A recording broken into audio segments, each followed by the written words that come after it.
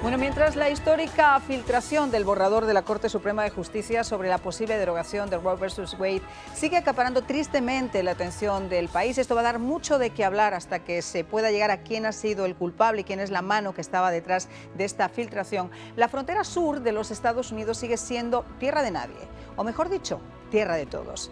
Y es que la política de puertas abiertas, emprendida por el presidente Biden al comienzo de su mandato, derogando de un plumazo las políticas de contención del expresidente Trump, sin contemplar un plan, y la falta de interés o los oscuros intereses por no aplicar estrategias contundentes que frenen estas mareas de gente que tanto está afectando a los estados fronterizos, sigue haciéndonos pensar a millones de inmigrantes que bajo esta administración pues pueden seguir entrando como Pedro por su casa. Hoy, en base a los últimos números realmente escalofriantes de personas atravesando México hasta llegar a la frontera, Andrés Manuel López Obrador, el presidente mexicano, ha dicho que está dispuesto a dar una mayor protección a la frontera sur y a los migrantes. Y aunque suene paradójico, como parte del acuerdo que en el día de ayer alcanzaron el canciller Marcelo Ebrard y el secretario de Estado Anthony Blinken, se otorgarían, entre otras cosas, más visas temporales de trabajo a los centroamericanos. En el caso de nuestro país, hasta hace solo unos días, por si fueran pocos los millones de migrantes que la administración ha dejado entrar de forma ilegal y que han sido repartidos en autobuses y en aviones de forma secreta por diferentes estados, de no ser por un juez federal que frenó temporalmente la medida, Biden estaba camino a levantar el 23 de mayo una orden conocida como Título 42 que permite al gobierno expulsar rápidamente a los migrantes durante la pandemia. Y en medio del drama, pues hay miles de inmigrantes cubanos que están llegando a la frontera sur a través de Nicaragua, que por su acuerdo con el régimen castrista, pues permitió a los cubanos entrar al país sin visa, muy a sabiendas de que todos continuarían por tierra hasta entregarse a los funcionarios de inmigración en la frontera de Estados Unidos para poder comenzar así su proceso de solicitud de asilo. Más de 35.000 migrantes cubanos han llegado el pasado mes a la frontera sur y han sido ya puestos bajo custodia de las autoridades. La necesidad está moviendo ficha, pero la jugada está en marcha porque los intereses políticos son precisamente quienes la mueven. Ya comenzamos. Pues quiero presentarles a mis invitados en el día de hoy. Nos acompaña Alfonso Aguilar, presidente de la Asociación Latina por los Principios Conservadores y ex jefe de la Oficina de Ciudadanía de los Estados Unidos. Un placer que nos acompañe, señor Aguilar. Un placer estar contigo. Y nos acompaña también César Cansino, periodista, CEO de CCK News, un experto también en la frontera que nos ha acompañado en muchas ocasiones y, por supuesto, para poner en perspectiva también el tema de Cuba, quién mejor que Mario Pentón, compañero nuestro de la casa aquí en América TV. Muchísimas gracias. Gracias a ti, siempre un placer. Vamos a comenzar si ustedes me lo permiten, con Alfonso Aguilar.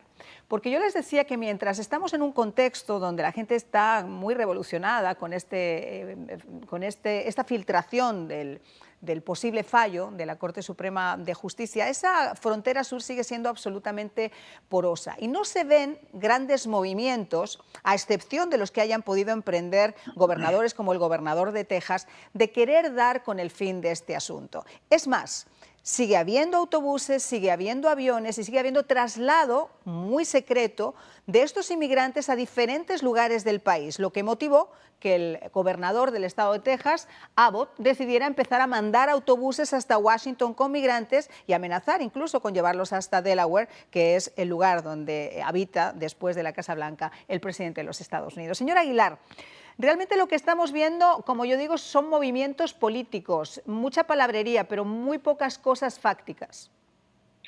Correcto, y creo que has planteado muy bien el tema. El problema es que para la administración Biden, este no es un problema de seguridad fronteriza, de que tenemos que detener y remover a estas personas, que es lo que requiere la ley. Para ellos es un problema de procesamiento, de capacidad de procesamiento. Ellos están utilizando a los oficiales de seguridad fronteriza para procesar gente. Cualquier persona que pida asilo, la procesan y la dejan entrar al país. Incluso a veces la montan en autobuses o en aviones para llevarlas a distintas partes del país. Debe quedar claro que esto es una violación de la ley de inmigración. La ley de inmigración requiere que cualquier persona que llegue irregularmente a la frontera sea detenida y tiene que mantenerse detenida. Si Estados Unidos no tiene la capacidad para detener a todas estas personas, entonces hay que removerla. La ley incluso sugiere mandarlas a México. Entonces, este es el problema que tenemos con esta administración. Y debo decir que esta crisis no es como dicen los demócratas, que es algo que se lleva, que sucede anualmente. Sí, en el pasado hemos tenido aumentos en migrantes llegando irregularmente a la frontera, pero lo que estamos viendo ahora, debido a lo que tú estabas explicando, el deshacerse de medidas de sentido común a lo largo de la frontera, lo que ha llevado es a un flujo masivo sin precedentes. Consideremos que en marzo más de 220,000 personas llegaron a la frontera. Ese número no se había visto en 20 años y el número no ha bajado. Y ahora en esta primavera pues veremos nuevos aumentos. Ahora, señor Aguilar, usted ha sido jefe de la Oficina de Ciudadanía de los Estados Unidos. Y a mí me gustaría preguntarle, yo creo que es lícito para cualquier medio de comunicación, obviamente los liberales no se lo van a cuestionar, pero yo creo que es lícito que un medio de comunicación se pregunte en un momento donde en algunos estados ni siquiera se va a pedir una licencia para poder votar, si esta mano ancha de dejar pasar al que quiera tiene además algún tilde partidista. Bueno, mira, yo he llegado a un punto que creo que es así. Creo que aquí hay una visión ideológica. Quizás se está utilizando la migración, estos movimientos masivos de personas, como una estrategia de reingeniería social. Quizás cambiar la demografía del país con fines políticos. Eso es algo muy cínico, reconociendo que incentivar a estas personas acá en este viaje tan peligroso a la frontera, donde tantas personas son víctimas de violencia, mujeres, niñas, de acoso sexual, violación, realmente es algo injusto con estas personas que vienen buscando un mejor futuro, pero realmente no deberían hacer este viaje. Pero al liberalizar las políticas de asilo, están incentivando a que estas personas vengan y la gente sabe que si vienen, muchos van a poder entrar. El propio secretario Mayorkas dijo este fin de semana que más de 800,000 personas han entrado a Estados Unidos y han sido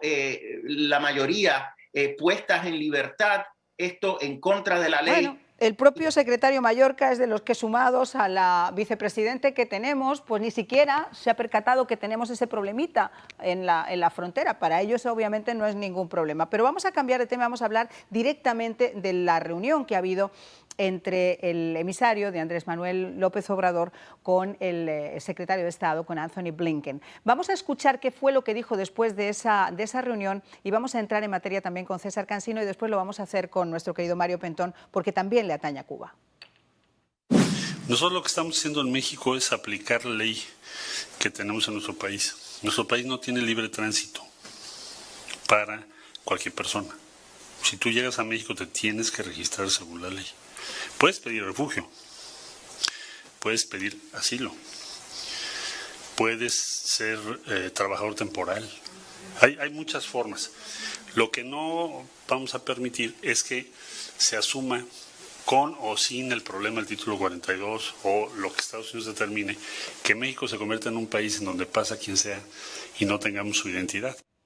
Bueno, porque eso es lo que ha pasado siempre, no nos pongamos no nos extrañemos, eso ha ocurrido siempre. Es más, esto ha generado un negociazo para México increíble, y para los carteles del narcotráfico y para los coyotes que han hecho su agosto y para las autoridades que durante años lo han conseguido y lo han consentido, porque cuantos más entren, más remesas hay que después regresan al país. No nos olvidemos de ese pequeño dato. Mi querido César, tú has cubierto la frontera en numerosas ocasiones y yo me imagino que desgraciadamente este es un tema que ahora se está multiplicando porque la gente tiene miedo de que se llegue a derogar ese título 42 y las cosas se pongan más complicadas. ¿Qué has podido tú percatar? ¿Qué has podido contrastar en la frontera?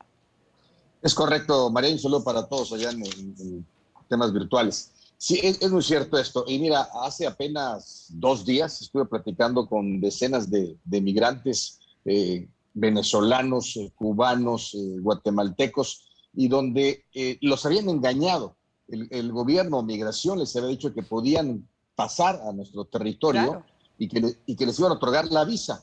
Lo cierto es que después de 45 días que recorrieron las carreteras en Chiapas, pues lo detuvo la policía y los separaron a las madres con los hijos y a los adultos. Está en una verdadera crisis terrible que están pasando estos centroamericanos. Y como bien asientan, este es un negocio jugoso que no va a terminar nunca. Por eso es contradictorio lo que dice Ebrard en relación a que todos, nadie puede pasar, tienen que estar registrados. Sigue siendo un negocio bastante importante para las autoridades, sobre todo de migración. Y esperar pues para el 23 de mayo que seguramente vayan a derogar este título 42. Ahora, yo me pregunto cómo es posible que nosotros, que somos hormiguitas, humildes periodistas, pequeños mortales, nos estamos percatando de la información con la que llegan muchos de estos migrantes todavía a la frontera, y tienes a estos cabezas pensantes que manejan un país como Estados Unidos que o no se enteran o no se quieren dar por enterados. Vamos a escuchar exactamente cuáles son algunas de esas declaraciones de esos migrantes que tú pudiste conseguir en Tuxtla, en Chiapas. Vamos a escucharlos, porque ahí vienen varios niños justamente en este... ¿Qué fue lo que pasó? No, marchamos el viernes, 2 días caminando, 45 kilómetros. Nos prometieron que nos iban a ayudar. Aquí están las pruebas. Inmigración se comprometió en darnos la visa, caminarnos hasta Huila desde Tapachula, nos trajeron hasta Tula, nos metieron en un refugio y nos apartaron a todos. Nadie sabe de nosotros, nos prometieron un engaño. Aquí estamos enfrente de inmigración, necesitamos a la familia que apartaron, necesitamos la visa, no queremos estar aguantando hambre, los niños están llorando, tienen hambre, aguantando calor, hambre en el refugio. ¿Dónde están quedando con los niños?